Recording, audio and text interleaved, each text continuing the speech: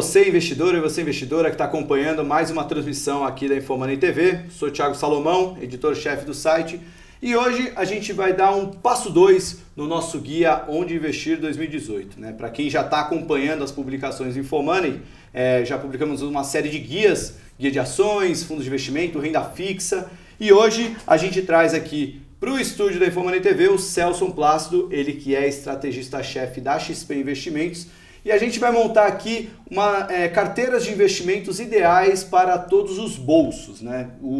A gente tem algumas carteiras recomendadas, mas cada investidor tem um tamanho de capital e dependendo da quantidade de dinheiro que você tem, você não pode diversificar muito, você tem que escolher outros produtos, enfim. Então a gente vai pensar desde o investidor que tem um capital mais reduzido, de até 10 mil reais, até um de entre 10 e 50 mil, 50 e 200 mil e acima de 200 mil reais, ponderando entre conservador, moderado e agressivo. Enfim, vai ser uma resenha legal aqui para você que está acompanhando ao vivo no Facebook. Pode mandar sua pergunta, que eu já vou até abrir a transmissão aqui para pegar as perguntas que chegarem lá. Mas antes de tudo, Celson, seja muito bem-vindo ao InfoMoney TV. Primeiro, bom 2018 para a gente, né? Vai ser um ano bem agitado e obrigado pela sua presença aqui. Não, obrigado pelo convite, né? Um feliz 2018 aí a todos. E investimentos num ano, né? Tem que falar de investimentos, mas principalmente num ano de eleições, volatilidade. E nesse sentido, qual o melhor, digamos assim, veículo, dependendo do seu perfil de investimento. A gente sempre bate na tecla, até a palavra, né, que eu cito, né, vem da nossa educação, poupar remete à poupança. Eu escrevi até um texto outro dia sobre isso. Mas eu não gosto de falar nem poupar, eu gosto de falar investir, aplicar. Porque sempre fala poupar, lembra da poupança, poupança rendendo aí menos de 5% ao ano. Isso chega a ser surreal isso. Então o brasileiro precisa aprender a investir melhor. E parabéns, primeiramente a vocês, para trazer isso, essa discussão, até quem tenha menos de 10 mil reais, até 10 mil reais. Porque o que eu escuto é muita gente falando assim, mas Celso, eu só tenho, isso é mole você falar. Porque você está falando para investidores qualificados, mais de 1 milhão, 500 mil, 300 mil, não.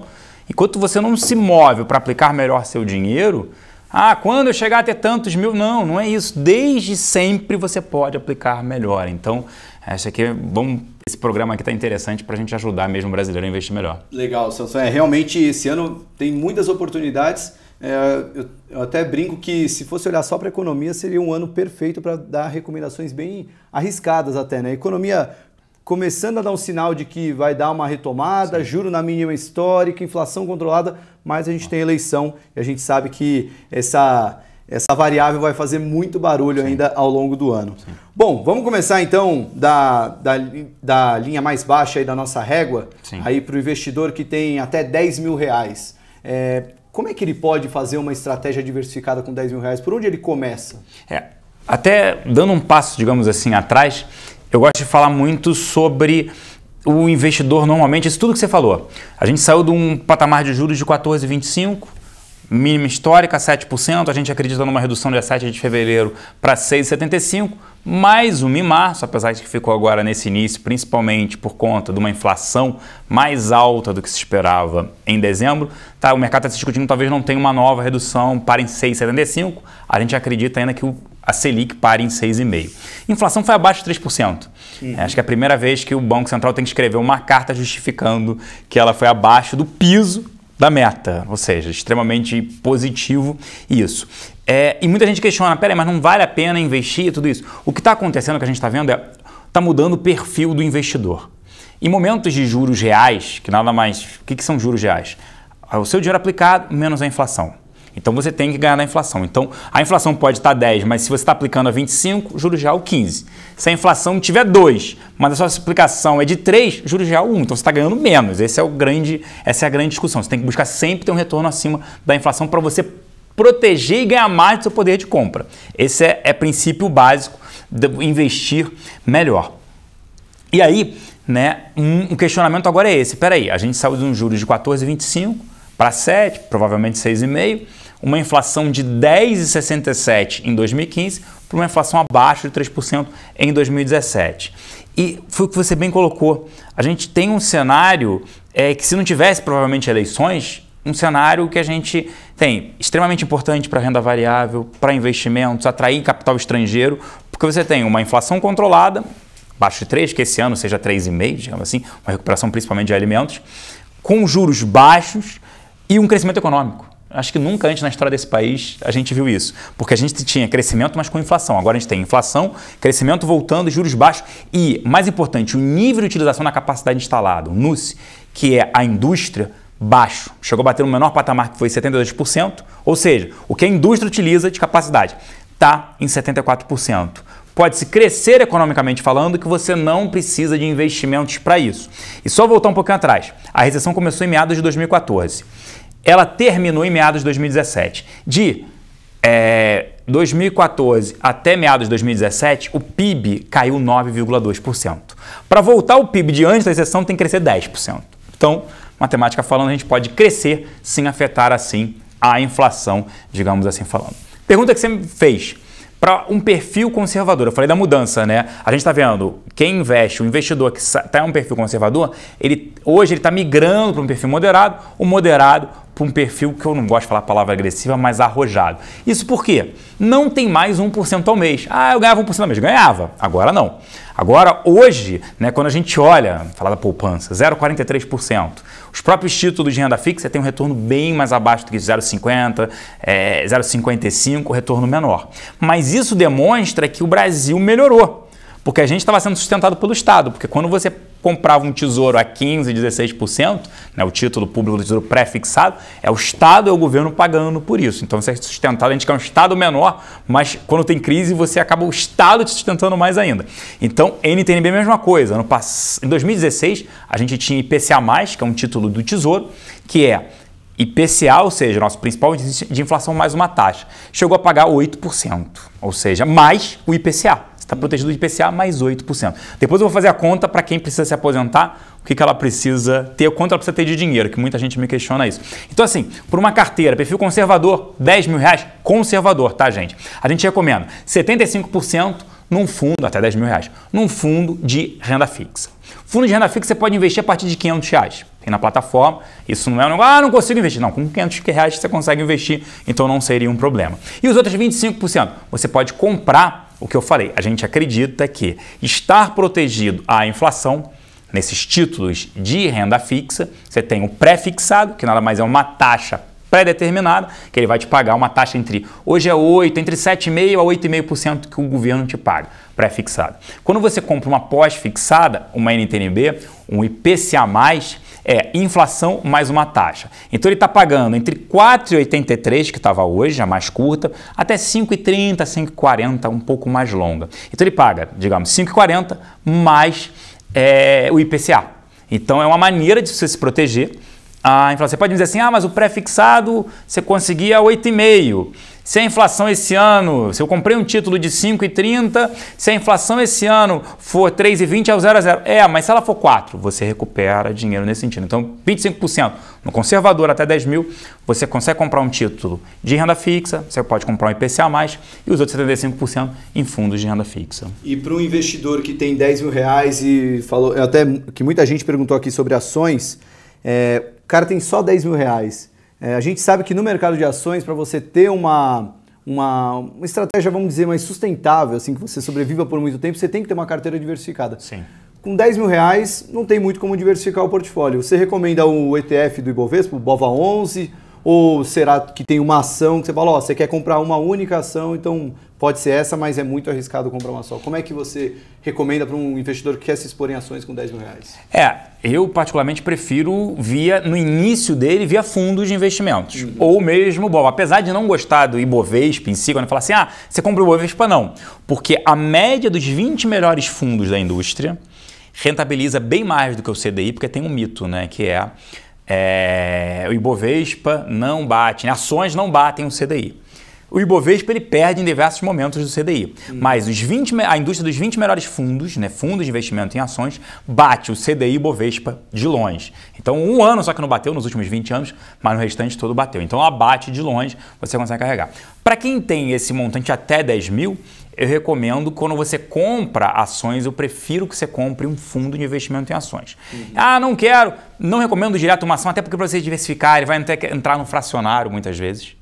E se ele quiser vender ação, trocar, tudo mais, ou ele vai no BOVA11, o ETF da Bolsa, ou eu prefiro um fundo de investimento em ações. E como eu falei, de ações a partir de R$1.000 você consegue aplicar. E isso não é um problema.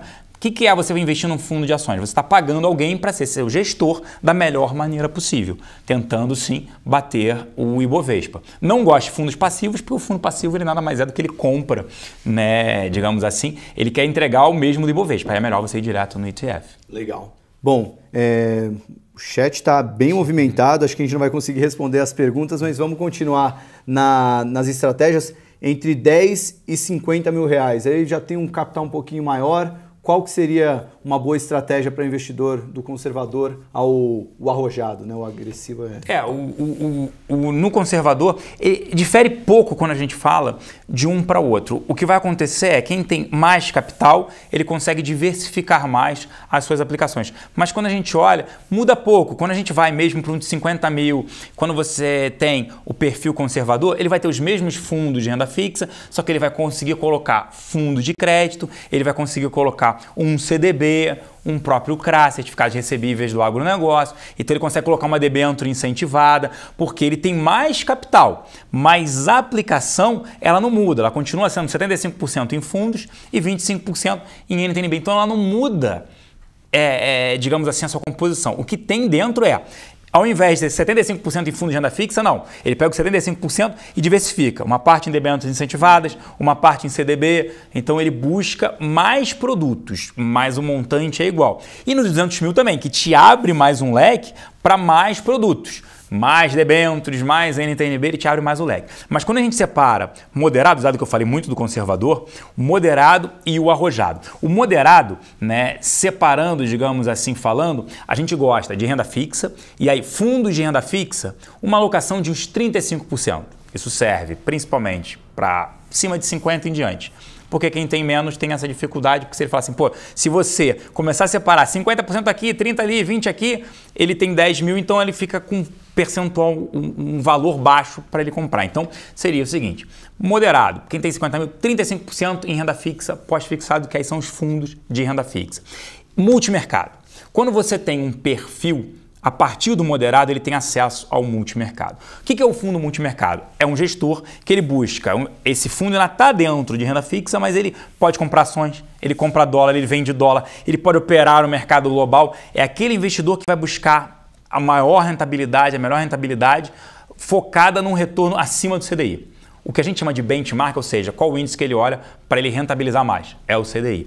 Então, eu particularmente, o maior percentual que eu tenho hoje em carteira, eu tenho, até vou falar da minha carteira depois, mas eu tenho em multimercados. Que eu gosto dessa agilidade deles, eles poderem comprar título público, dólar, tudo isso. É porque eu ainda tenho, como sou só da XP, eu tenho uma exposição grande do meu patrimônio em ações da XP. Tenho também long bias, tenho FIA, mas eu gosto muito do multimercado. É até uma maneira interessante para quem quer entrar em ações, quer começar a volatilidade, entrar via multimercado. Aí 45% da sua carteira, seja ela de 200 mil ou mesmo de 50 mil, você tem acesso ao moderado com 45%. Renda fixa e inflação, que aí a gente está falando de novo da NTNB. Você pode botar ali 13%, 15%, digamos assim. E aí ações, o moderado ele já tem participação em ações de 5% a 7%. Então moderado, 5% a 7% participação em ações, de 13% a 15% títulos públicos, e aí IPCA mais de novo, é a famosa NTNB, 45% multimercado, 35% fundos de renda fixa. Eu só tenho fundo DI, fundo DI, só porque você consegue D0 o resgate. Então aquele dinheiro que você precisa urgente, então eu tenho uma parcela que eu deixo em fundos DIs para resgate que eu preciso naquele dia do dinheiro. Até 1 da tarde você consegue resgatar. É o dinheiro de emergência para não usar cheque especial. O dinheiro de multimercado eu coloco em fundos D30 e até D60. Então é um curto prazo, mas eu tenho que sempre olhar, peraí, nos próximos 30 dias eu não posso precisar de dinheiro. Aquele dinheiro que você não pensa em resgatar no curto prazo. Não é para usar. Então, por isso eu faço mais assim, uso num DI, num renda fixa, mais para poder sacar que tem fundos D0. Isso é outro lado interessante. Muita gente acha que comprando fundo, vou demorar para resgatar. Não, você tem D0 também. Mas a questão do fundo multimercado CD mais 30 também é uma vantagem para a estratégia, né? Porque, querendo ou não, é uma proteção para o investidor que se um fundo multimercado D0 acaba, vamos pegar o exemplo do Wesley Day, o dia lá esse é o melhor exemplo que eu ia dar. Deu aquele circuit breaker, o mercado entrou em pânico, se todo mundo saca o dinheiro, a cota ia ter um prejuízo ainda maior, porque ele ia ter que desfazer as posições. Né? E se você não saca, 90% saca, quer dizer, você se prejudicaria. Exatamente. Nesse sentido. Mas o caminho do fundo multimercado é excelente mesmo, né, Celso? Porque com o juro muito baixo, para o investidor que não quer mais ficar acomodado na renda fixa, mas também não quer partir de cabeça para o mercado de ações, eu acho. O multimercado é um meio termo super... e tivemos fundos multimercados muito bons em 2017. Tem. Né? E outra, o multimercado, historicamente falando, em quedas de juros, eles costumam entregar um retorno bem acima do CDI. Quando acontece o contrário da alta, não, porque eles já estão posicionados. Mas, historicamente falando, em queda de juros, eles costumam entregar um retorno. Aí o que a gente viu ano passado, fundos entregando mais de 150% do CDI, 200% do CDI, muito por conta disso. Legal. Bom, você já deu uma pincelada na carteira de 200 mil, mas vamos então só passar os percentuais. Aliás, a gente consegue esses percentuais depois para colocar na matéria? Consegue. Então, para quem quer pegar direitinho a carteira do Celso aí, as recomendações, a gente coloca lá direitinho. Para fechar aí o do 200 mil para cima, 50... agora é o 50, 200 mil e 200 mil para cima. Que aí entra no mesmo. Que eles acabam entrando no mesmo. Ele já pode ter LFT, no renda fixa pós-fixado, CDBs, como eu já citei, CRAs. O que muda dos 50 mil é que fundos multimercado macro, por exemplo, e até investimentos internacionais, que ele já começa a ter acesso, mesmo com um valor de até 200 mil, um pouco mais de 200 mil, ele já pode ter acesso a mercados globais, porque é isso que você está falando, D30, D60, o saque, é aquele dinheiro que ele não vai precisar. Então, é olhando um prazo maior. Então, nesse sentido, ele pode investir também nessa parte internacional. Eu acho que o internacional... eu não olho muito, né? Eu tenho 5% do meu patrimônio na internacional, digamos assim, em investimentos internacionais. É muito mais como um hedge, ou seja, uma proteção. Porque o que a gente tem de juros reais no Brasil, como eu citei no início, né, a diferença da sua aplicação para a inflação, difícil superar lá fora. Então, esses meus investimentos são dolarizados. Então, eu me protejo de um hedge. A gente falou no início, um problema de eleições, volatilidade. Se der um problema no Brasil, né, já me antecipando mais, a entrada de um populista, sem entrar em nomes, em debates, mas os extremos, o próprio mercado, a gente fez uma pesquisa, né, a gente faz a cada 2, 3 meses uma pesquisa junto aos investidores institucionais, eles falaram, os populistas geram uma volatilidade, bolsa cai e dólar sobe. Então a maneira é um hedge, é uma proteção, por isso eu tenho 5%. E até recomendo muito isso, eu quero me proteger. Essa é uma maneira de você se proteger. Tem uma rentabilidade dolarizada lá fora, mas é um retorno, né? Ano passado gerou um retorno para mim de 6% em dólar. É bom, mas aqui eu tive fundo multimercado com 30%, então a discrepância é grande perto do retorno. Mas é muito mais como um hedge, mas aí é para uma carteira acima de 200 mil reais, nesse sentido. Celso, vou tentar pegar algumas perguntas aqui. Essa pergunta eu acho que a gente tem que responder porque é um comentário que eu nem chamo de comentário, eu chamo de um dos mitos de investir em fundos de investimento. Que o Leandro comentou aqui, fundos de ações têm a desvantagem de pagar taxa de administração e performance e muitas vezes não vale a pena. Uma vez conversando com um estudioso do mercado de fundos, que ele pegou os melhores fundos da indústria, e ele falou que fundos que pagam taxa de performance tendem a ter um resultado melhor do que os fundos que não pagam, justamente porque o gestor se motiva a entregar um resultado melhor. É para isso. Então, ele até fez a analogia do quando quebra a pia da sua casa, você pode tentar consertar sozinho lá, você pode dar certo, mas pode também dar uma besteira. Ou você pode contratar alguém que você vai pagar uma taxa de performance e ele conserta a pia para você e vai fazer um resultado melhor, um trabalho melhor. É mais ou menos como no fundo de ações, né? Você paga alguém que é um especialista daquilo, e você vai pagar uma taxa por isso, mas você pode ter um retorno muito maior do que se você fizesse sozinho. Né? Sim. Até para explicar, né? Os fundos, sejam eles de ações ou multimercados, normalmente eles colocam uma taxa de administração de 2%, é o 2 mais 20.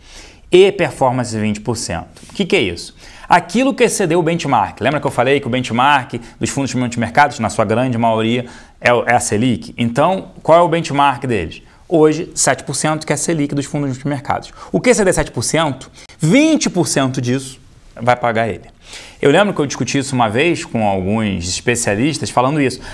Fundo de renda fixa, o multimercado está dentro, você não pode pagar uma taxa de mais de 0,7%, 0,8%. Fundo DI, não.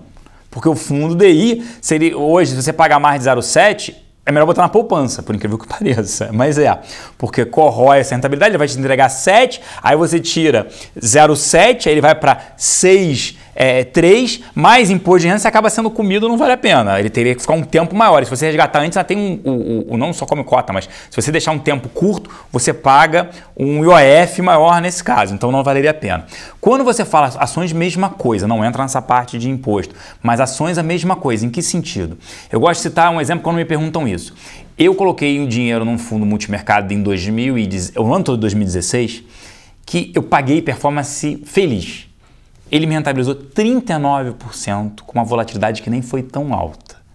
Então, eu quero mais é pagar performance, porque aí demonstra que ele está me entregando uma rentabilidade muito maior. E da performance eu fico com 80%, ele fica com 20%. Justo, porque ele está me entregando. Tem fundos que falam assim, não, mas eu vou te cobrar 4, mas eu não te cobro performance. Não. Eu quero os 2 mais 20, ou em 90, em 80. Então eu não busco um fundo olhando taxa de administração e performance. Óbvio, DI sim. Mas como eu tenho maior parcela em fundos de ações e em fundos de multimercados, eu busco a melhor rentabilidade, a melhor estratégia. Como é que ele foi nos últimos anos? Não é só 6 meses ou um ano ou um mês.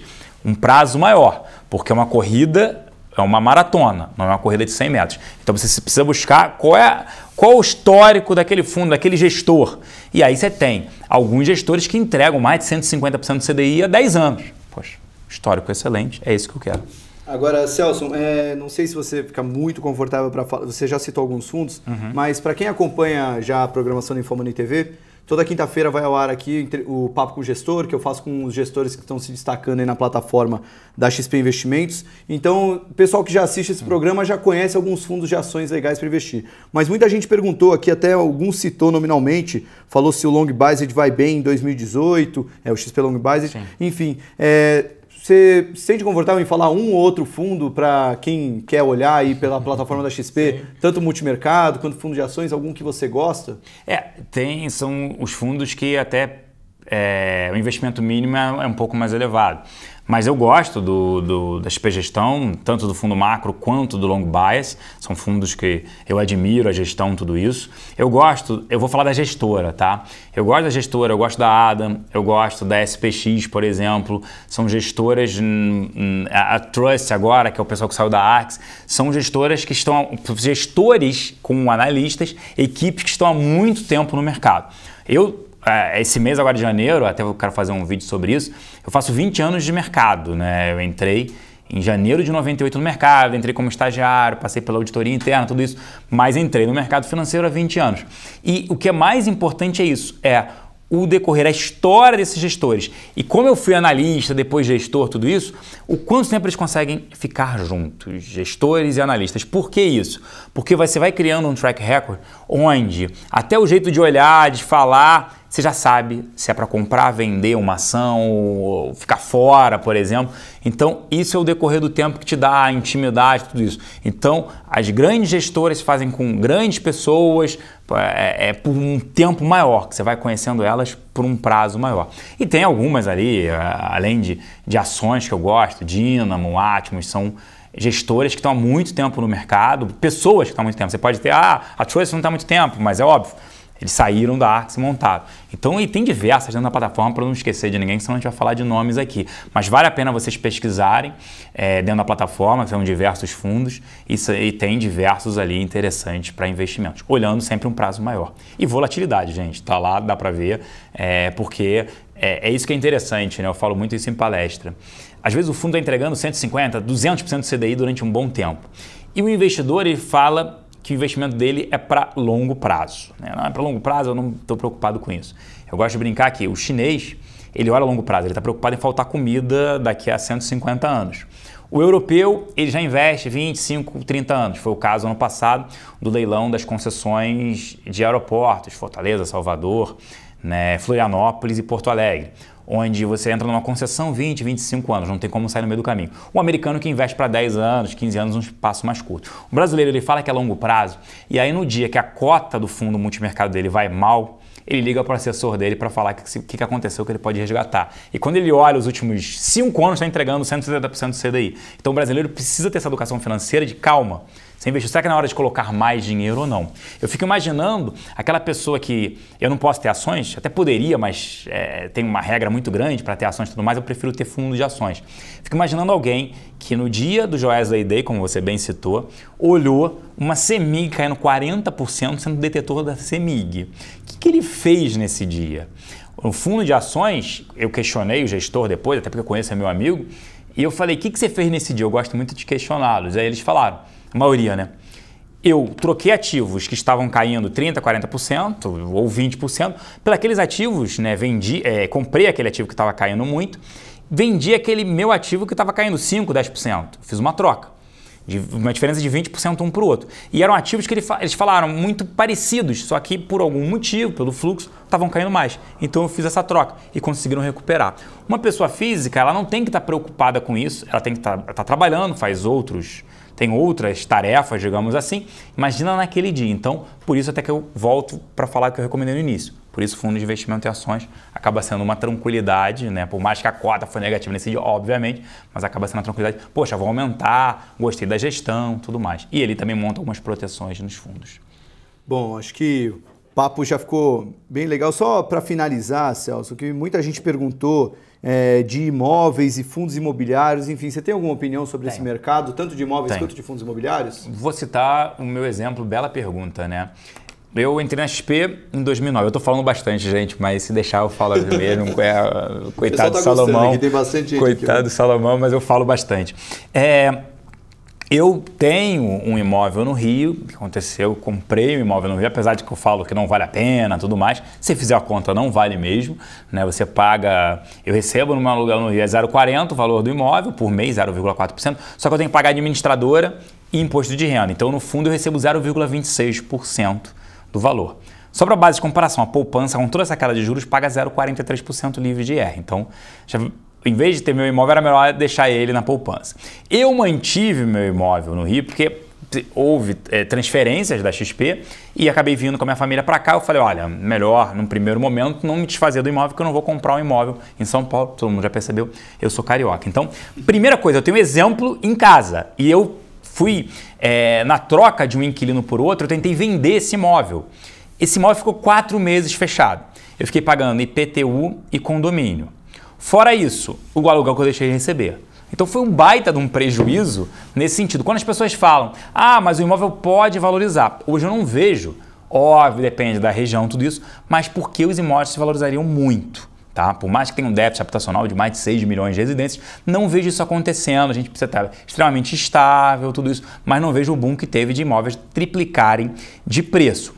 Então, esse é o primeiro momento. Segundo, se eu quiser vender o meu imóvel, primeiro eu tenho que tirar o inquilino. Segundo, eu vou pagar imposto de transmissão de bens imóveis, né? 2%, 3%, depende da região.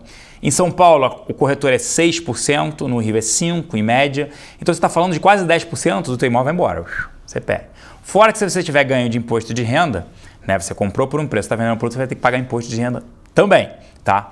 Esse é o primeiro ponto. Então, primeiro, o imóvel vale 500 mil, você não vai receber aqueles 500 mil, você vai receber uns 450, fora que vai ter uma redução nisso, fora o tempo que fica fechado, não dá para... dificilmente você vai vender com alguém morando, pô, só se você mora lá, mas com inquilino não. Fundos imobiliários eu gosto. Primeiro, a rentabilidade média, tá, média hoje, de fundos imobiliários na plataforma, você consegue 0,6%. 0,6% é livre de imposto de renda. Primeira coisa, é uma renda mensal. São vários inquilinos que são lajes, na maioria dos casos, corporativas. Não sou gestor, não entendo tanto desse mercado? Não. Não sou especialista? Não. Então você está, entre aspas, pagando um gestor para que ele compra, venda, negocie aluguéis, tudo isso. Se uma empresa ou pessoa deixa de pagar, não é tanto afetada a sua cota e o seu rendimento, porque ele diluiu. Seria como se tivesse 100 imóveis, um deixou de pagar, você não sofreria tanto. Só que nesse caso você tem liquidez, que são negociados em bolsa. Então você tem, lembra que eu falei que eu recebo líquido 0,26, o fundo imobiliário hoje, média, 0,6, 0,55, ou seja, mais do que o dobro. Livre de IR, naquela conta 0,26 também já é líquido de IR. Fora, eu não tenho liquidez na venda do meu imóvel, então eu estou preso, eu tenho que tirar o inquilino, tentar anunciar quanto tempo ele vai ficar fechado, perdendo dinheiro, pagando condomínio e IPTU e deixando de receber, que as pessoas esquecem de colocar isso na conta do imóvel. O meu imóvel não se valoriza há uns 3 anos, fora que a inflação em 2015 foi 10,67, não tenho o que falar. Ano 2016, 6,30, ano passado 3%. Então a gente somado é mais de 20% de perda real, que é o seu preço, as pessoas confundem um pouco isso. Real, que é a perda real foi, meu imóvel não valorizou, 20% da inflação comeu, meu poder de compra se eu vender 20% menor do que se eu tivesse vendido antes de 2015. Então, fundos imobiliários eu gosto. O que eu, assim, não recomendo um ou outro. O ideal é que você fale com um assessor, algum especialista, e ele cheque. E na plataforma tem vários. O que tem dentro ali? Quais são as lajes corporativas? Quais são os prazos também? E é uma renda real, é a maneira de uma renda real. O brasileiro gosta muito disso. É o que a gente brinca, o brasileiro gosta de tijolo. Você está comprando a cota de alguns empreendimentos com liquidez, diversificado, livre de imposto de renda e você não tem o custo da corretagem. Então, só que eu falei, corretagem de TBI é quase 10%, mas deixar o imóvel fechado, dependendo do tempo, mais ainda corrói. E fora que quando o inquilino sai, você tem que ajeitar algumas coisas, teve inquilino que eu tive que retirar, deu trabalho, deixou conta, você paga, você tem que entrar na justiça, um estresse. Fundo imobiliário, liquidez, rentabilidade maior, eu acho bem melhor. Celson, só para juntar tudo que a gente falou para quem está pegando, não pegou a transmissão desde o comecinho, se bem que vai estar aí disponível tanto na Infomani quanto no Facebook. Para o investidor de até 10 mil, bota a maioria em fundo de renda fixa e um pedaço em NTNB. Se for conservador. Se for um conservador. Senão depois ele já tem acesso. Se ele passa para moderado, ele tem acesso a fundos multimercados, um pouco em ações, mas aí a exposição acaba sendo pequena, você está falando em ações de 5% a 7%, fundos de investimentos em ações, multimercado, aí ele começa a ter acesso, aí pode botar uns 45% em multimercado, a gente está falando em 50% da carteira, vai ter uma parte em fundo de renda fixa, ainda relevante, e NTNB. É isso que vai compor a carteira dele. Quando ele passa para 200 mil, que ele tem acesso a mais produtos. CRA, ele vai ter acesso a debêntures incentivadas, porque mais dinheiro você consegue diversificar. Porque alguns produtos o valor acaba sendo um pouco mais alto, então você não consegue diversificar tanto. Legal. Bom, veio muita pergunta e você vai ter que voltar aqui depois para fazer aquela conta de quanto tem que investir para chegar na aposentadoria. Posso falar rápido? Pode, claro. Posso, tem tempo? Então vou falar, que eu tinha falado isso. Eu faço uma conta que as pessoas falam, mas quanto é que eu preciso? Vamos fazer uma conta aqui interessante, né? Muitas pessoas, né, às vezes filhos, tudo mais, essas grandes cidades, primeira conta é o quanto não é o quanto você gasta por mês. Essa é a informação básica para saber o quanto você precisa se aposentar.